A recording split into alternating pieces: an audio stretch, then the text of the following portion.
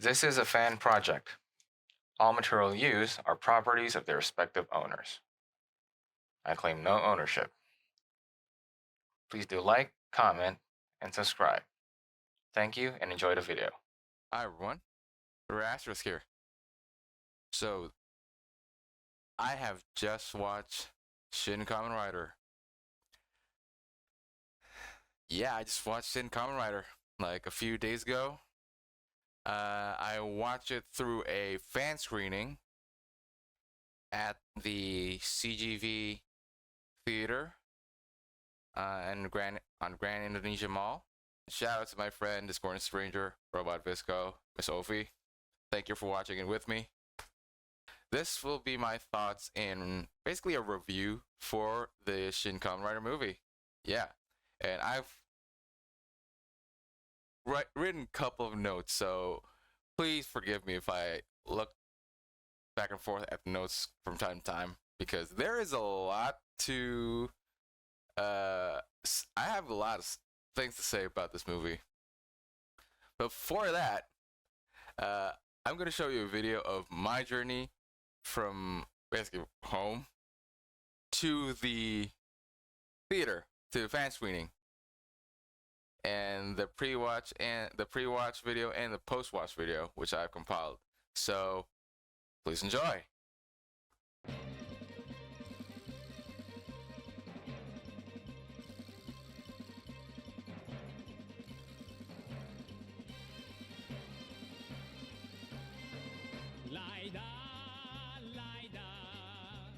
Kamen Rider どこにいるのか知らないが呼べば轟くライダーマシンいつも僕らを守ってくれるライダーライダー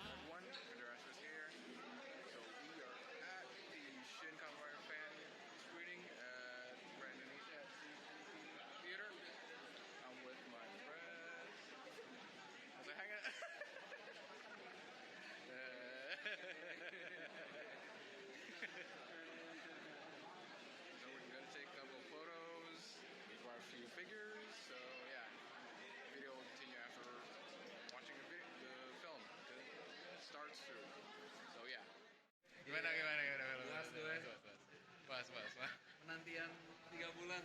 3 bulan. It's worth the wait. It's worth it. Benar. Ya, the whole review bakal nanti gue bikin.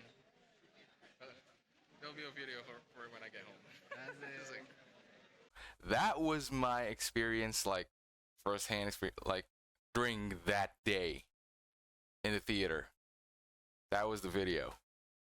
And please, I'm sorry if the quality is really bad and the sound quality is pretty bad, because that place was loud as hell. So let's talk about the movie, shall we?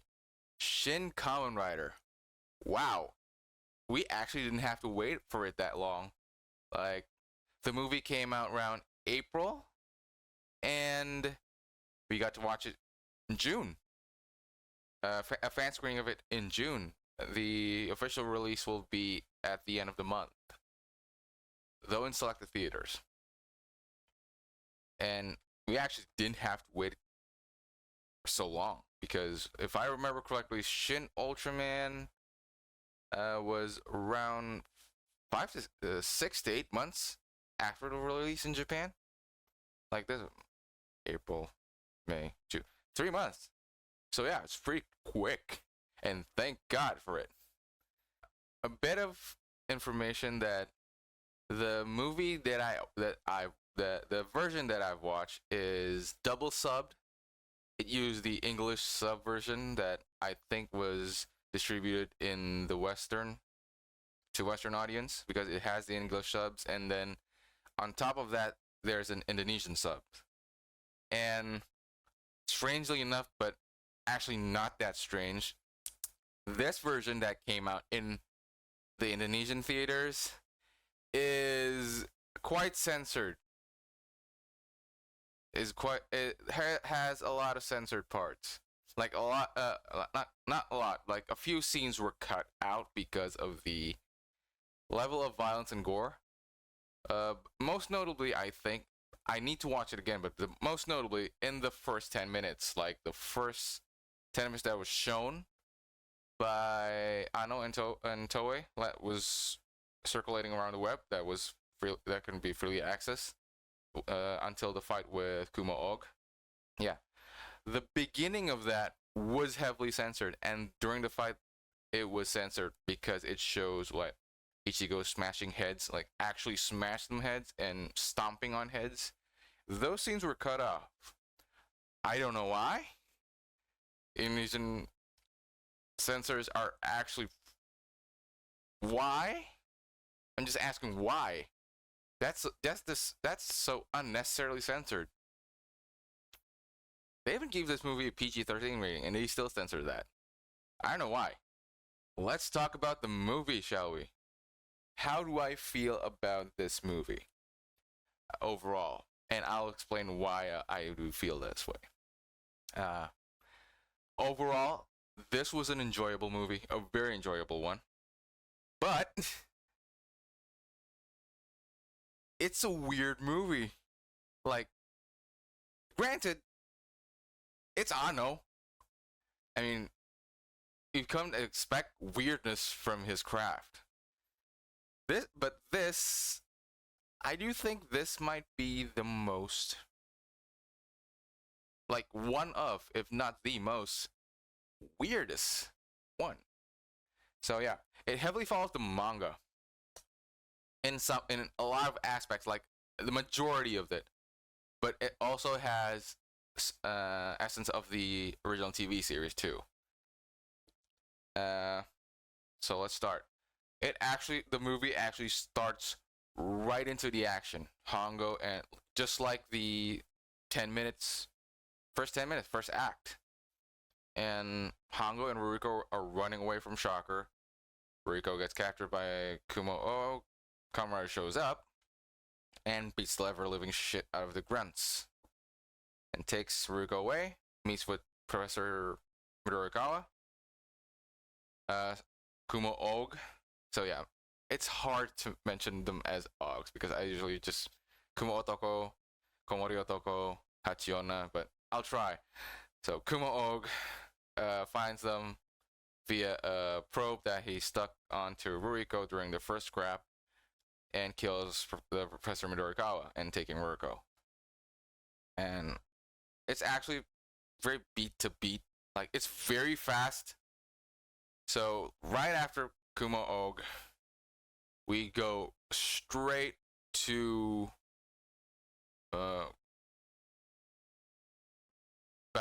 Bat Og, Komori Og, Komori Otoko, Batman. See, I need some getting used to with that. Batman, which is more of a scientist in this, and not actually a fighter, which uses, and I do not know if that's I don't know if that's a C-19. I don't want to put the full sentence, a C-19 reference. If I ever seen one, that was a C-19 reference if I ever seen one. But yeah, basically, Komori Og is using a virus to control people and selecting them to die. Mass death. So basically, he's trying to control the population via an epidemic. And actually got beaten pretty easily, and honestly, comically, he really thought that he could get away, because he thought he was all about the plans, he was all about the shit. But no, Ruriko was above that shit and counteracted the plan.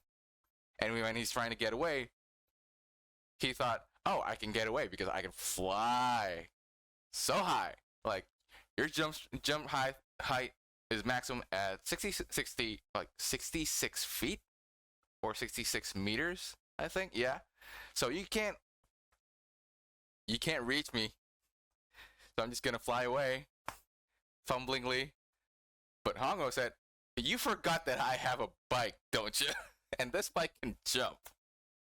So yeah, he jumped via the cyclone boosters, and to get high enough as level as Komori Og, and then jump from that using it as a jump platform to do a rider kick. And he planted his foot. He speared that back. His back got speared by a rider kick. Yeah, that was hilarious. That sequence with Komori Dogo was hilarious. And then before that, we actually meet two agents that essentially asking or demanding for Ruriko Hongo's help. One is from intelligence and one is from public security, I think. Yeah, I think one is from FBI and one is from the public security or the intelligence. And which their identities get revealed later on. But I'm just gonna say it now. It's Haki and Tachibana. The guy with the glass is Tachibana, and the bearded guy, who's actually played by by Shin Ultraman's actor, who played Shinji Kaminaga, is playing Taki. And yeah, and their identities got, I think, leaked. Yeah.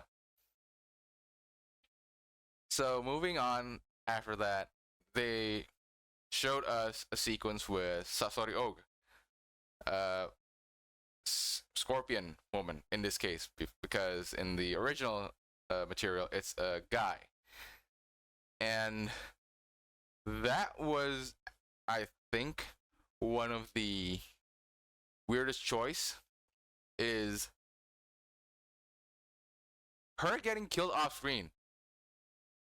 Like legit, she was on an operation, like wiping out agents and stuff, killing them like pretty with her henchwoman pretty efficiently, and then she got gunned down just like that.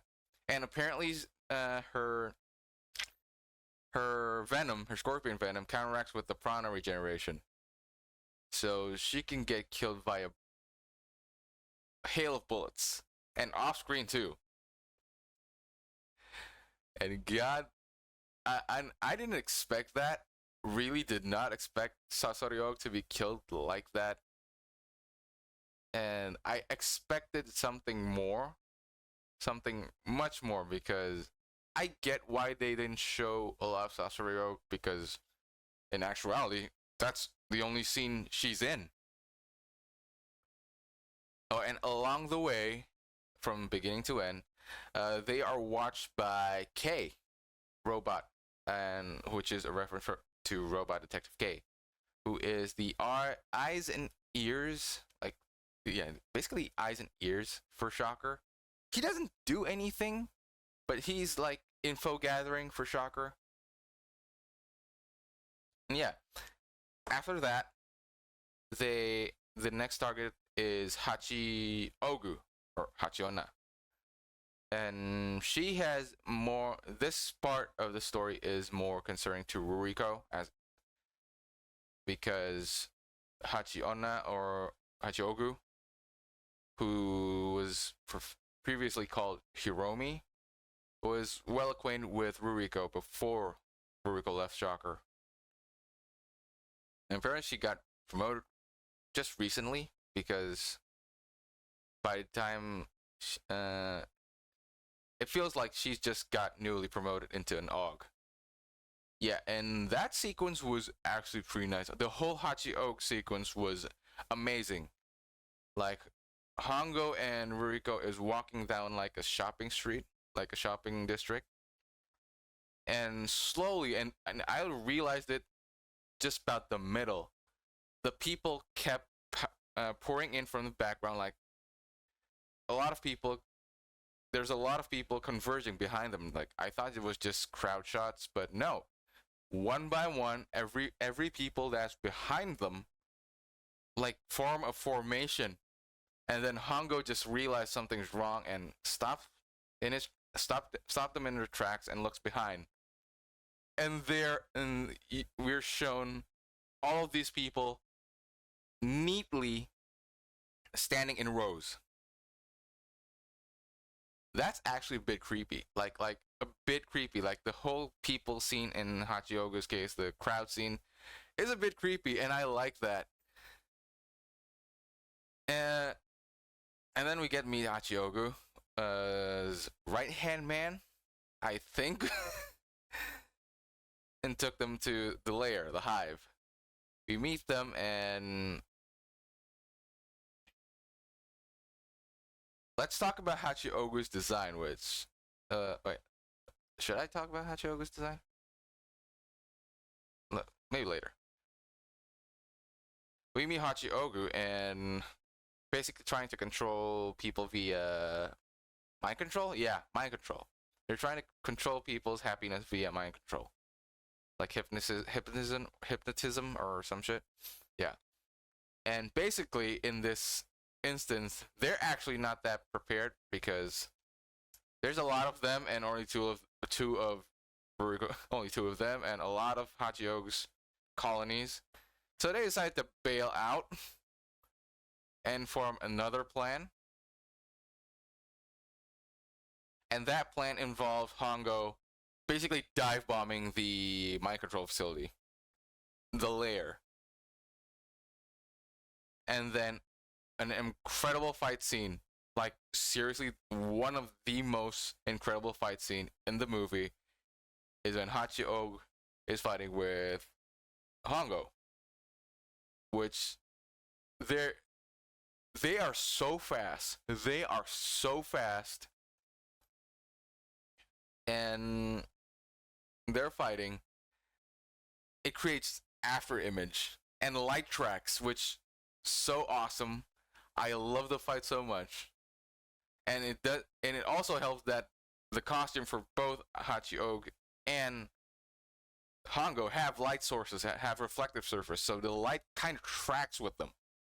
So every scene, like them zipping around back and forth, has a few frames of them like stop and posing. Like, that's pretty cool. But yeah, the fight ends with Hongo actually not beating Hachiogu. He doesn't want to kill Hachiogu.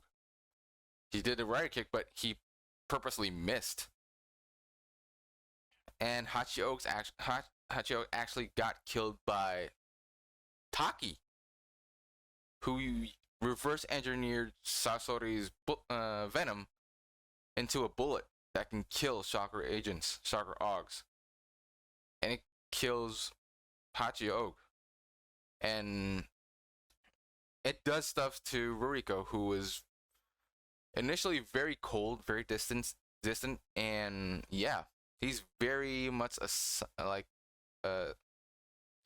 she's a no nonsense character, but after that she has a bit of like a more normal side after Hiromi got killed. Like she's complaining about stuff like Hongo's not taking a bath. His costume stinks. Oh, let me talk about the costume this time for Hongo. So the suit doesn't stick to him apparently. So the whole at the beginning, like at the beginning of this when Shin Kamen was still a trailer, I really thought he was in the suit 24/7. Like, he cannot take it off. But no, I guess that the suit can be taken off. It's just integrated with the belt. I think it's the belt that can't be taken off, because we saw Hongo only with a tank top and like a pajama pants, but the belt stays on. I think the belt is the one thing that can't be taken off, which is a reference to both the TV or the manga. I think the Spirits one, because they cannot take out the belts are stuck there. So yeah, Hongo grows closer to Ruriko after the Hachi situation. And close enough, but not romantically close. Just they're close. It's not dynamic. Like they're not that expressive to each other, but they have a bond now. And the next stop is actually going to see Ruriko's brother, Ichiro Midorikawa. Right back into the lair, the main lair, legit main lair. And they go there. They meet Ichiro Midorikawa, and this guy is so, like, what? Flamboyant, like drowsy. The word I could say, I don't know if this makes sense, but drowsy, flamboyant, because he like twirls his hair, he flips, he's wearing like a robe, a kimono, and he swirls the kimono just to put his leg up there. He's so extra. He's so extra. I don't know if that's supposed to be hilarious or not, but he's so extra. And basically they're trying to negotiate with Ichiro to stop this shit, basically. But Ichiro says, no. I got my own shit to do. You can't get in the way of that. Basically that. And commands his new creation, like basically the second Bata Ogue, number 2, Hayato Ichimonji, to deal with Ruriko's retrieval and Hongo's retrieval or destruction if they don't want to come back. And Hayato is an upgraded version of Hongo, basically. Hayato system. He doesn't need an external stimulus via the wind to transform. And yeah, they fight. They are on a chase scene, so Riko and Hongo get away. Ichimonji is on their tail and stops them midway in a factory of some sort, and they duel each other. And that fight is awesome. Another great fight scene from the movie. Like it's reminding me, it's very, if I had to say, Dragon Ball-ish, because there's a lot of them jumping and exchanging like multiple punches up in the air, falling down, running, jumping, and doing that again. It's very Dragon Ball-y, but it's fun. And Hongo ends up becoming out of commission in that fight.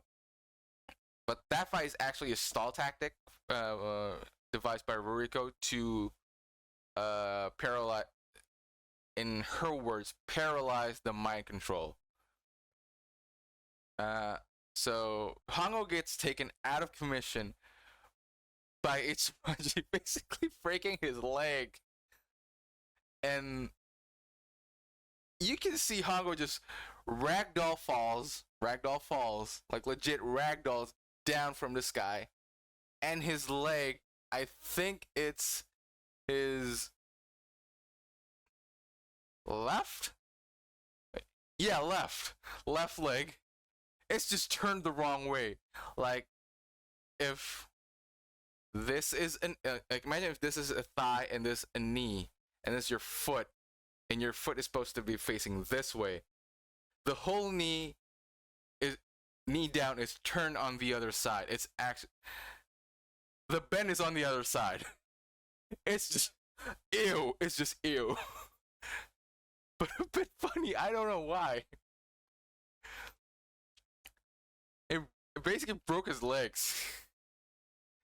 And it gave Ruriko enough time to undo the brainwashing of Ichimonji, which in turn turns Ichimonji good.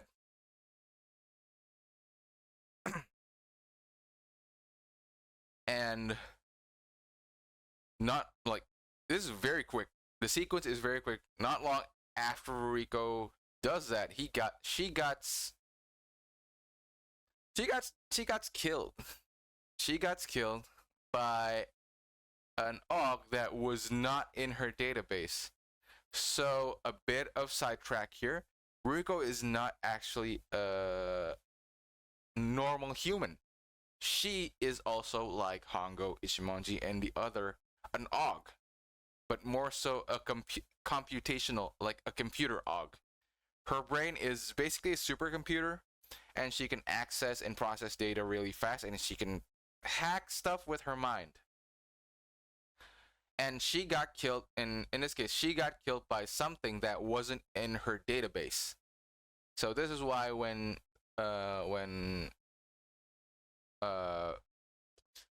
Riko's always saying, I'm always prepared. This is the part that she wasn't always prepared about, because this AUG, KK, Chameleon, Kamakiri AUG, was not in her database. And she got killed by it, via a knife to the back. Yeah. She didn't die immediately because she has a like she transferred something into Hongo's helmet. But but KK, before he can deal a finishing blow to Hongo, or I say Ruiko because it's actually a fatal wound, got interrupted by Jumanji, whose brainwashing just turned off. And that fight was also good. Not as good as the beginning two, the previous two, but it's pretty good. It shows Ichimonji's strength. Like he beat KKR pretty effortlessly. Like KKR is trying to use dual knives, but it doesn't work, and actually breaks. And Ichimonji actually karate chops his head, breaks half of his helmet. That was pretty dope. KK even said, "Ow!" He even said, "Ow!" That shit hurt. And he got beaten, and KK got beaten by a rider punch. KK got beaten by rider. No, scratch that. Rider kick. I really hope that was a rider punch. I really wanted KK to be beaten by rider punch, because Nigo's main thing is his punches and Ichigo's his kicks. But yeah, but to each their own. And Riko has a dying message for Hongo, saying that she'll entrust her will to Hongo. And yeah, Hongo's pretty sad about it. He's very down, but reading to Riko's will strengthen his resolve to go and stop Ichiro. But Ichimonji at start is like, nope, I don't want to go with you. It's good that you're doing good stuff, but I'm more of a solo act. I don't do well in groups, and especially you're being watched by the government. You're being monitored by the government. It's not kind of my thing. So he dips out, but still watches them from behind from time to time. And Hongo goes into the lair to confront Ichiro, and on the way to the lair during a tunnel sequence, he got confronted by a group of Bata Oaks, actually, but this time they're referred to as Locust Ogs, not Bata Ogs, because there's a swarm of them, and they have guns and Cyclone, and tries to kill Hongo.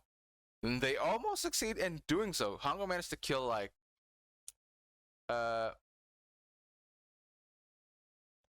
5 or 4 of them.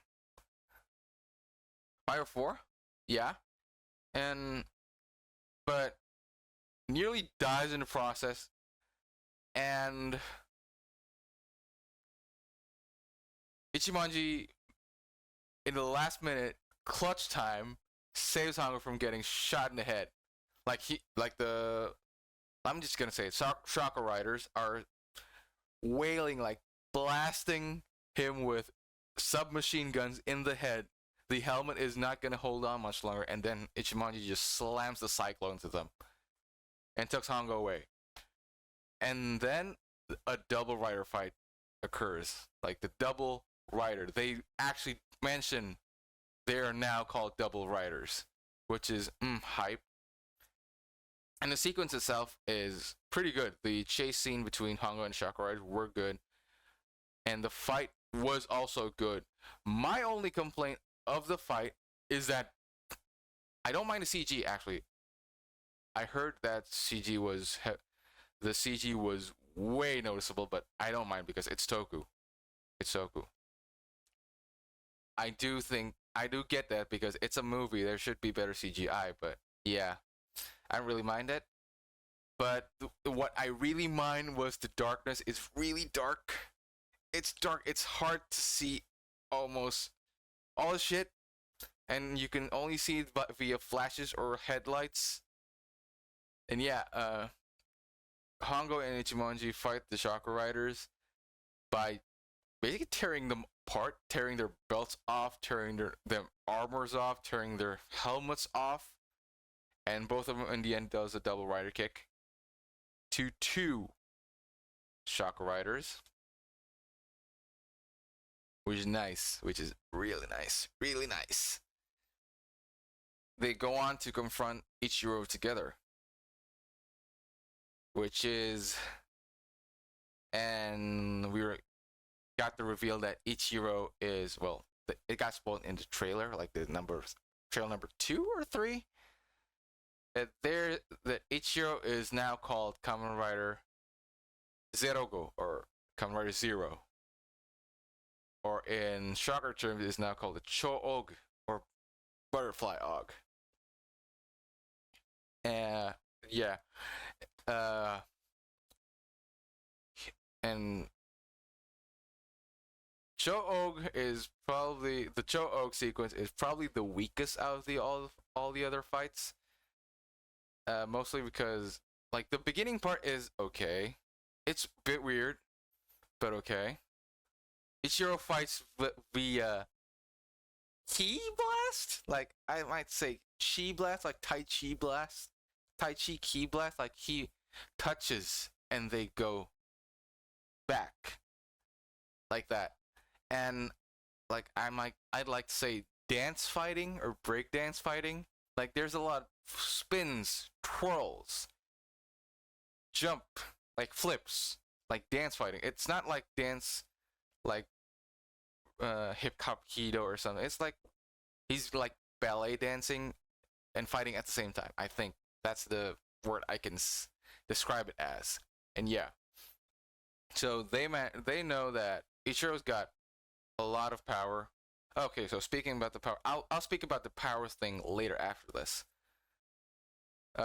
So they decide to depower him, or his throne, which can charge him constantly with power, by suicide bombing the cyclones to them, which it helps but doesn't really. She still has a lot of power, strength left, and yeah, they fight. They fight until Hongo says to Ichimonji he actually has a plan. He needs to get his helmet implanted with Ruriko's prana. I'll mention prana later. And have Ichiro wear it. So yeah, they need to get Ichiro's helmet off and put Hongo's on. And they did that, and the fight that happens to get to that point was the most weirdest thing I've ever seen in Rider, because Hongo and Ichiro basically I don't know if it's wrestling. I'm gonna doubt. I don't know if it's wrestling if it's bullshit or if it's what, like something, but they're just grappling, tumbling, rolling. There's no punches even thrown. There's just the minor dog. So yeah, that was some weird ass sequence fighting from Hongo and Ichiro, and it all ends with Hongo. Ichimonji headbutting Ichiro's helmet, breaking both of them, for Hongo to put his helmet into Ichiro. Yeah, that was a weird scene.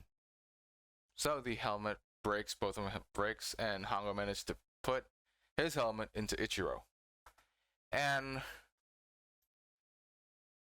this actually, again, the whole sequence with Cho-Og, the Kamen Rider Zero, was the weakest part of the movie, I think. Because after conversing with Ruriko in the, like, soul realm, yeah, Ichiro just gives up. And yeah, he'll entrust his will to Hongo, he says, and dies. But in a twist that I actually saw coming, because how heavily this follows the manga, Hongo dies. He overexerts himself and actually drains his prana, which I will explain later what prana is. Prana his overexerts himself. He basically drains all his energy reserves and dies. Hongo dies in the end, only leaving Ichimonji, who has both arms broken and his death, and only leaves his scarf and helmet. Definitely his helmet. I don't know. I forgot if the scarf is also true. He left his helmet. Haito actually, I think, was trying to commit the S word. I don't want to say. He's trying to off himself. And, but Taki and Tachibana shows up and says that Hongo's last will is for them to fix his helmet and ask Ichimonji to go on to do Hongo's work, to entrust Hongo's will, Hongo's dream to Ichimonji. And Ichimonji says yes, but he wants a helmet in new color and a new suit and a new cyclone. I need a new suit and a new cyclone before I can work with you, and actually ask their name, because it's his policy to know the people he's going to work with, and they reveal they're Tachibana and Taki. And the last scene is Hayato looking into the distance in a new suit, which is more akin to the new Ichigo suit, like the modern Ichigo suit that we're more accustomed to, the lighter green helmet with the white center and the two stripes. But the change here is that the gloves are black instead of silver. The gloves and boots are now black instead of silver, which I'm okay with. And he got a new cyclone, Shin cyclone, if you may. And apparently, Hongo's consciousness is now transferred into the helmet, just like Ruriko did when she died, transferred her consciousness into the helmet to talk to Ichiro at the end. So basically, now they're a 2-in-1 rider, like double, if you may, and they're basically called Bata. I forgot if it says Kamen Rider in the back or Bata Og, but it says either Kamen Rider or Bata Og 02+01.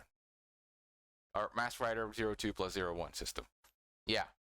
And now they drive into a new mission that Taki and Tachibana briefed them, because there's still an Og causing ruckus somewhere, and it's the Cobra Og.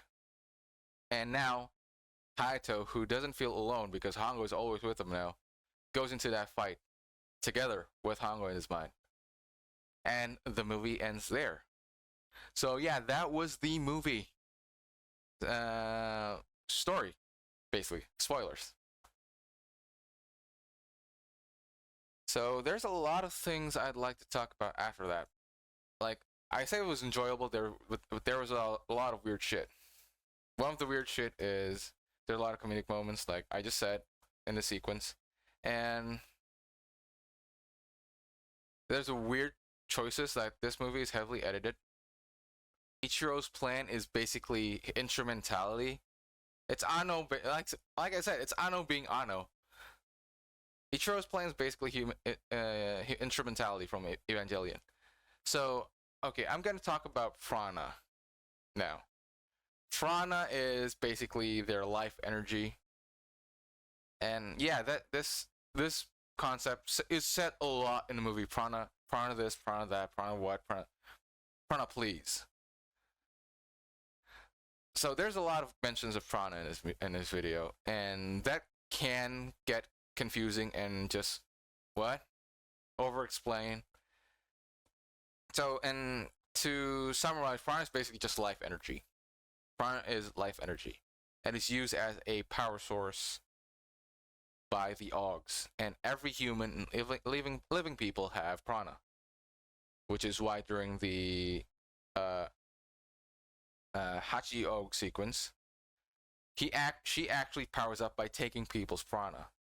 She takes 2 Chakra Grunts prana, and they just die. When someone takes their prana, they're dead. They're dead.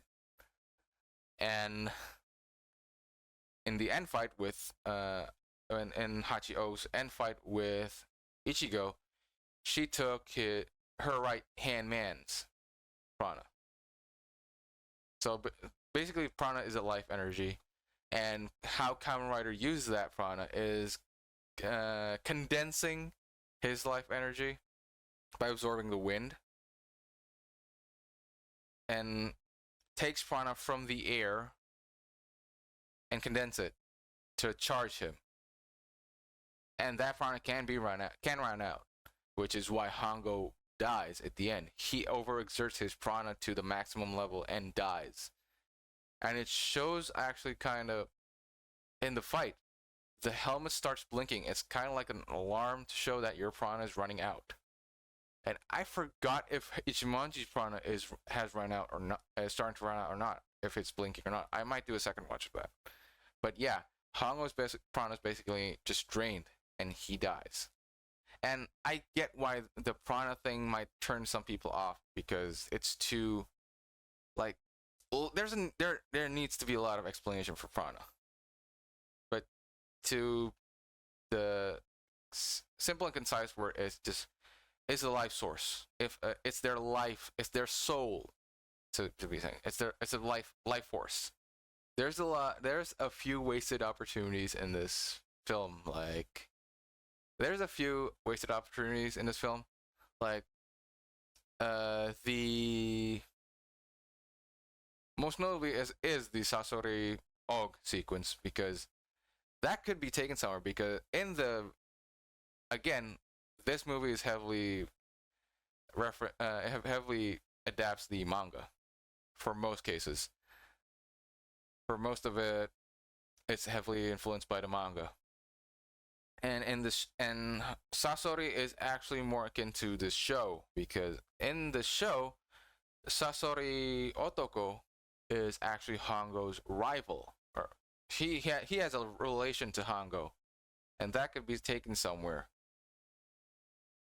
Like Ruriko with Hachi, but instead it's moved. But I think that in this case, the relationship between, they were friends before, I think, is moved to Hachi and Ruriko.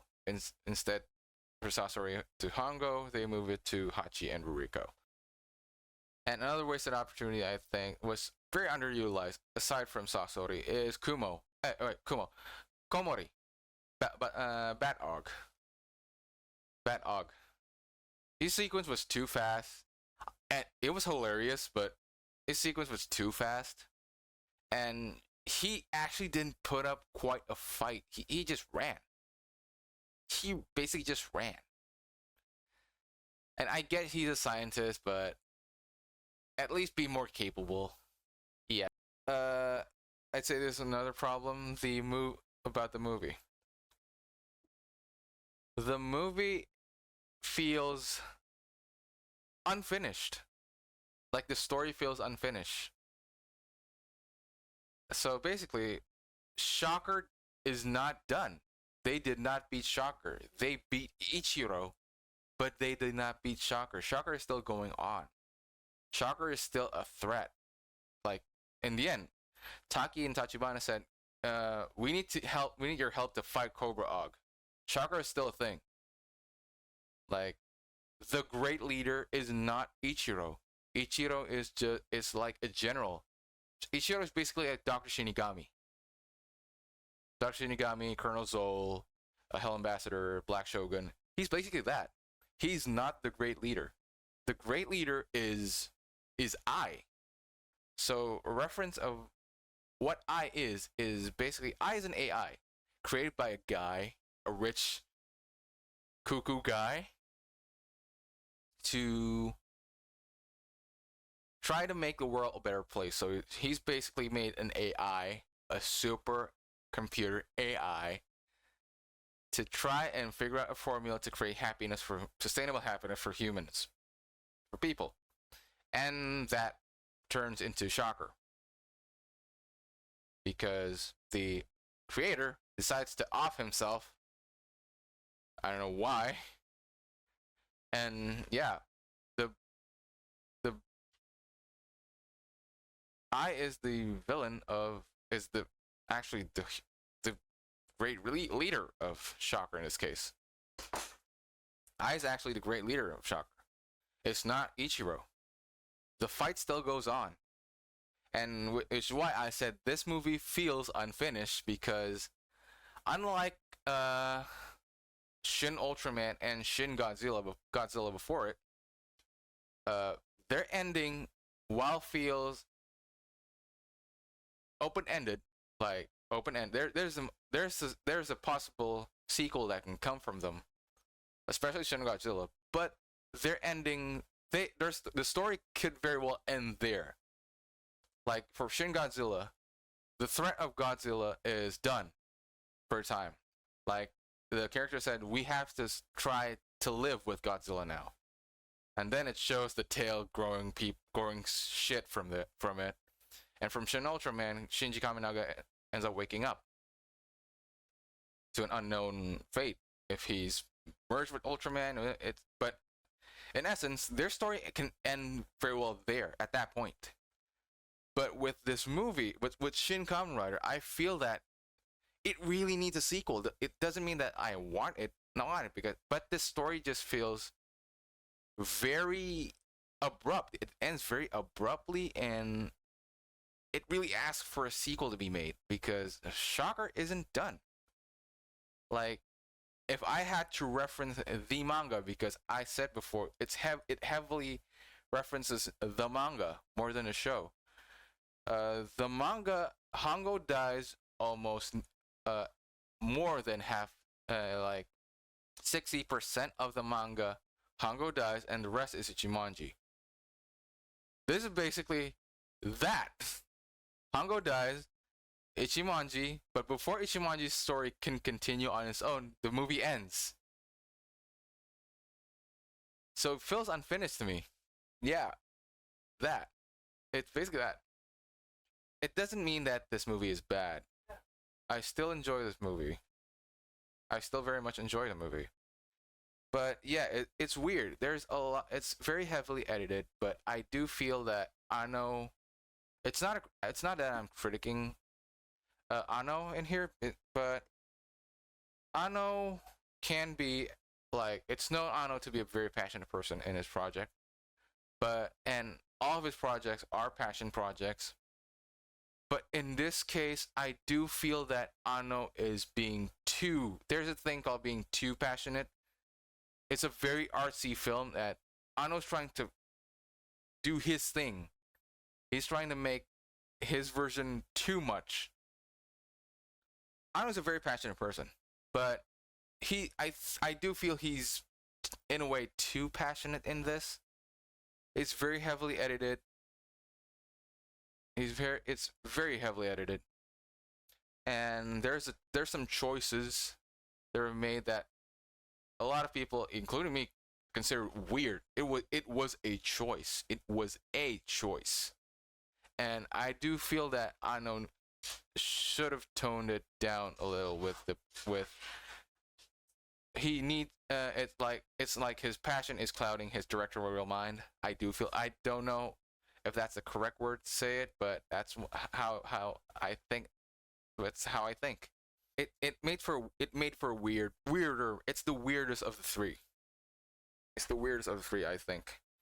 And yeah, and I'm gonna speak regarding the cast. Let's start with Ichigo, Shosuke Ikematsu as Hongo Takeshi. Hongo is more reserved. He's more distant. He's more cold. He's more brooding, which actually checks out with the beginning portion of Kamen Rider, where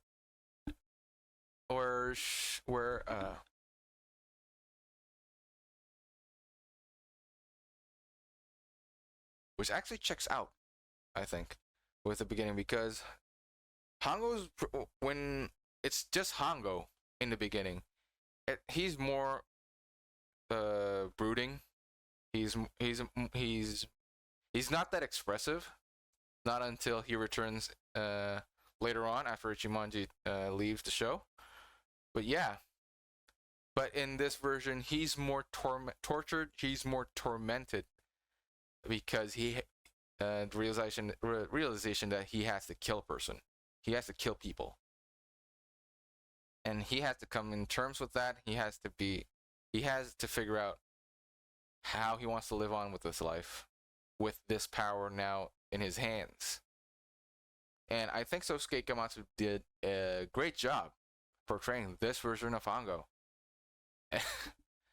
And this Hongo is more, in a way, he's like the same. He's a great athlete. He's a great motorcyclist. He's a great student. Has a high IQ. But in this version, he's socially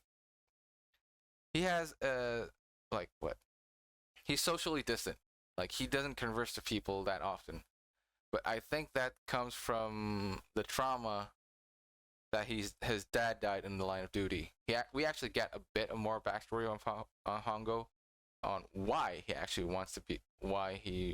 got to be chosen. His dad was a police officer that died in the line of duty died during a hostage situation. And moving on, Manami Hamabe, to actress who played Ruriko. She was good. She was great. She's this femme fatale, always prepared, very serious most of the time. But during that one time after Hachi, where she kind of just break down and tries to be normal, is actually pretty nice to see. And she gets warmer as the movie goes on, up until her death. She gets more normal. She breaks out of her cold shell, actually, which is nice to see. And Manami Hamabe, I think, did a great job also doing that. I think the standout of this movie, the character that I think is my favorite, is actually Ichimonji. Tasuku Emoto as Ichimonji Hayato was great. His comedic timing is just spot on. And it does, like a reference, the movie feels lighter. When he's on the screen, shit feels lighter. And yeah, it tracks. And his comedic timing, his dialogue, his mannerisms, how he fights, is acted so well by Tasuku Emoto. He's my favorite out of the main cast. Last thing I'm about to say about this movie. Few last things. The reference. This is why I know it's like really passionate, because he puts a lot of reference, both from the manga and the old shows. Like, there is a ton of reference that I need a second watching probably to just jot it down. But I have there's a lot of reference that I already put on this note, and I'm gonna say it to you. That I'm gonna convey now. But there might just be a lot that I've missed, actually. So yeah.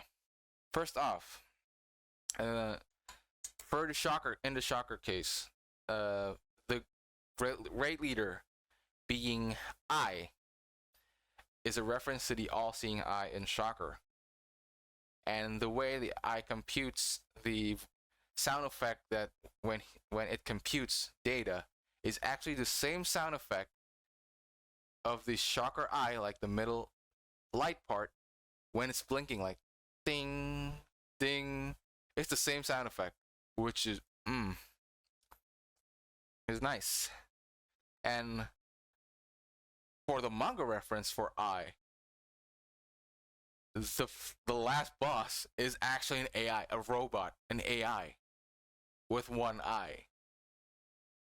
Like the great leader was actually just an eye, one eye, and one eye thing. Yeah.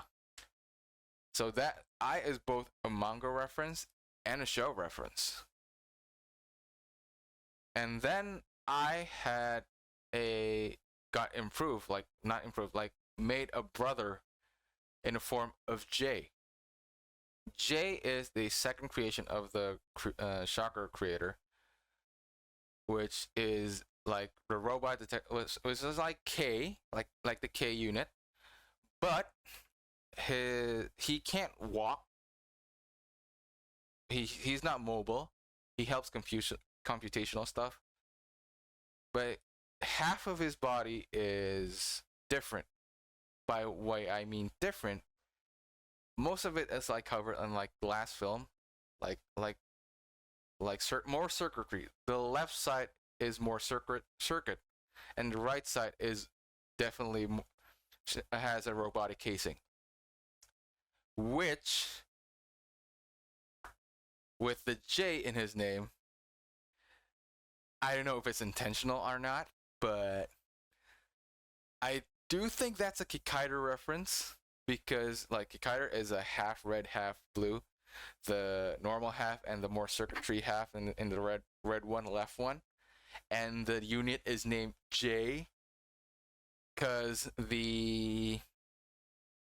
Kikaider human identity, like disguise, is named Jiro. So yeah, J, Jiro, Kikaider.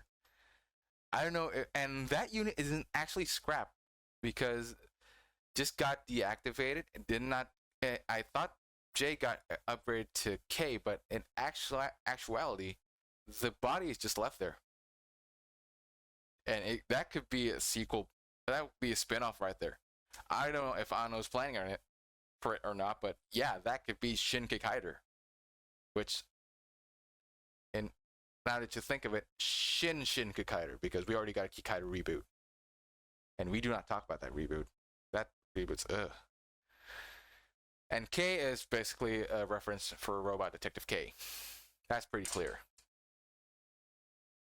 So yeah, and there's a few other reference, like I'm gonna read about on a note.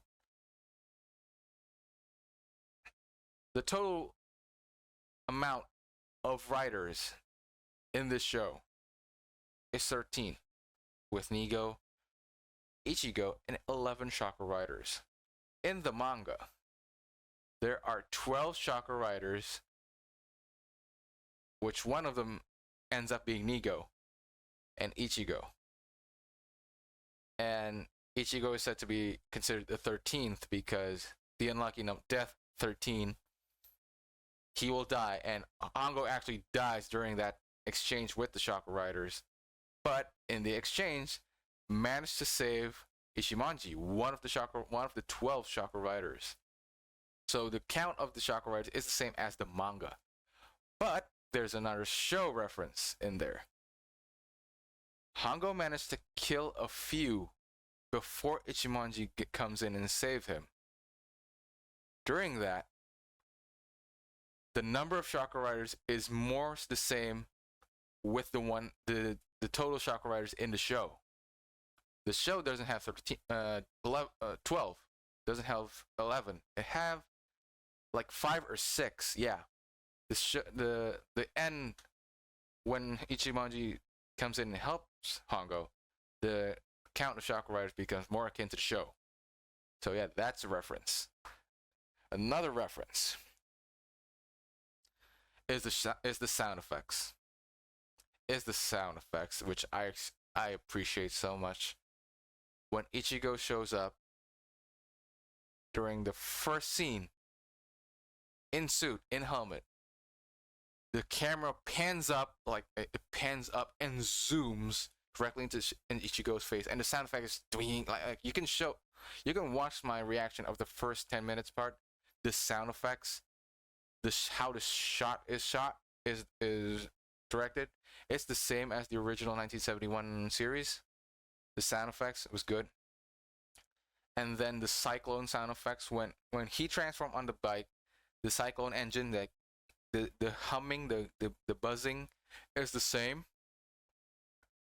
And when Ichimonji actually transformed, the shutter on his belt actually opens not as fast as like a bit opens, then all of it opens. It's the same as the old show, and the sound effect of the shutters opening are the same.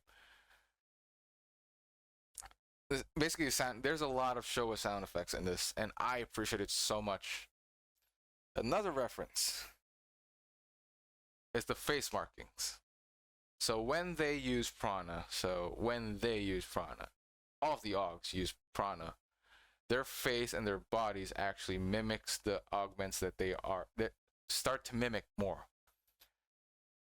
Like in the first scene where Ichigo opens his glove when still in suit, his hand, when prana is not exerted, when prana is in use in his body, has more of a monstrous grasshopper texture to it. It has claws, like hairs or some stuff. And when he tries to pry open his mask, his face has markings, like splits open, his eyes are red, and has a third eye on his forehead. And the reference here is the patterns of the marking for both Ichigo and Nigo are the same as the comics. So Ichigo's markings are more like a tear shape. Like from this, like the nose, tear ducts, here, and another one line goes here. So it's more on the nose like a tear shaping. For Nigo, it's actually 2 lines and a split on each one. So single split lines and 2 on the cheek. And those are the same in the manga. When Ichimonji transforms, he actually says henshin. And does the pose later on, like the pose later on. And the sound effect when he did that, the doing, I don't know if that's the right sound, but you get the point. It's the same, and then it's the same. And he says henshin. And the fighting style, the fighting stance that he did after that, like this one? Yeah, I think this was, from the side it looks like this. Yeah, it's the same as Spirits. It's Spirit reference, Kamen Rider Spirit reference, which is a nice Spirit Guide reference here because yeah, it's so nice. And there's a lot of reference to other Chakra members too, like KK being from the Shinigami squad, which Dr. Shinigami actually is here kind of, but you have to read the prequel, like Shin Kamen Rider Chakra Side manga. Which is another thing that I'd like to say. If you want to further this if you want in more context, you need to read the prequel manga.